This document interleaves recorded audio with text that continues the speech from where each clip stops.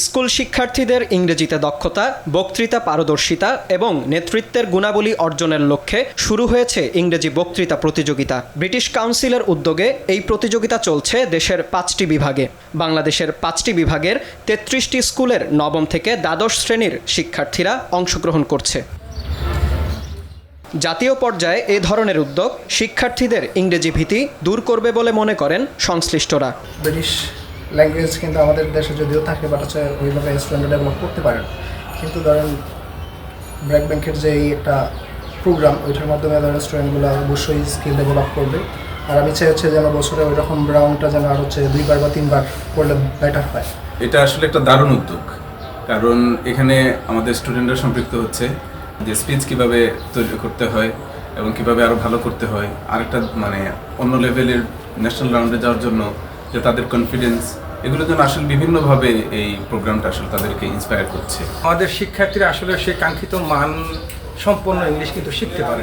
এই ধরনের প্রোগ্রাম করলে পরে আমাদের শিক্ষার্থীরা ওই যে তাদের যে চিন্তার যে জগৎ, সেটা থেকে একটু বের হয়ে আসতে পারে। তারা বুঝতে পারে যে আসলে আমাদের ইংরেজিটা আসলে কতটুকু দরকার। কনফিডেন্সটা বাচ্চাদের ভিতরে আসলে বাচ্চারা অন্যান্য বড় বড় ইভেন্টগুলোতে যখন সামনে আসবে তখন তারা ঘাবড়াবে না।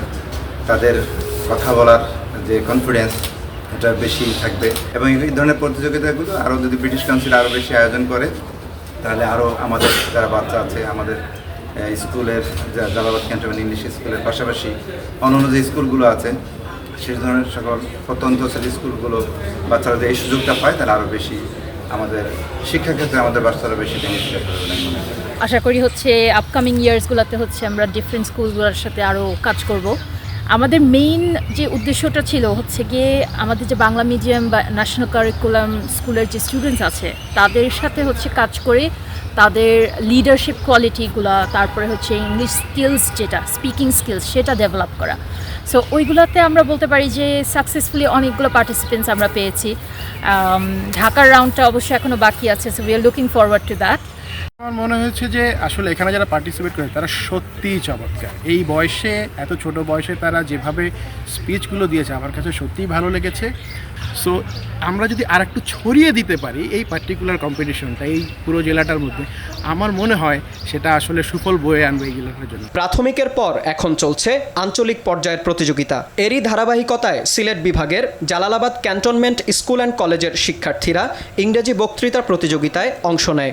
সিলেট বিভাগের বিভিন্ন স্কুলের মোট 7 জন শিক্ষার্থীদের মধ্যে চূড়ান্ত পর্বের জন্য 2 জন শিক্ষার্থী নির্বাচিত হন। তারা হলেন জালালাবাদ ক্যান্টনমেন্ট স্কুল অ্যান্ড কলেজের শাফি মাওলা ও জারিফ বিন আদিব।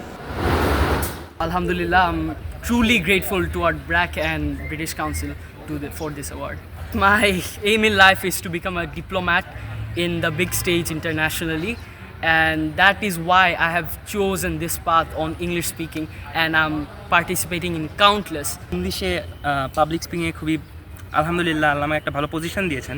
সো আই বিলিভ যে after going abroad or internationally, I would like to use this skill of mine in places such as MIT, Harvard, or many international public speaking stages. বিচারকের দায়িত্বে ছিলেন British Council বাংলাদেশের master trainer Sana Shahid, toast master ইন্টারন্যাশনালের মোহাম্মদ ইয়াসিন আলী ও মোহাম্মদ ফয়েজ উদ্দিন এবং BRAC bank পিএলসির জিন্দাবাদ শাখার cluster ও branch manager Mohammad Yahya. British Council Bangladesh, BRAC bank এবং টোস্ট মাস্টার ইন্টারন্যাশনালের মধ্যে একটি ত্রিপক্ষীয় চুক্তির মাধ্যমে এই বক্তৃতা প্রতিযোগিতা চলছে।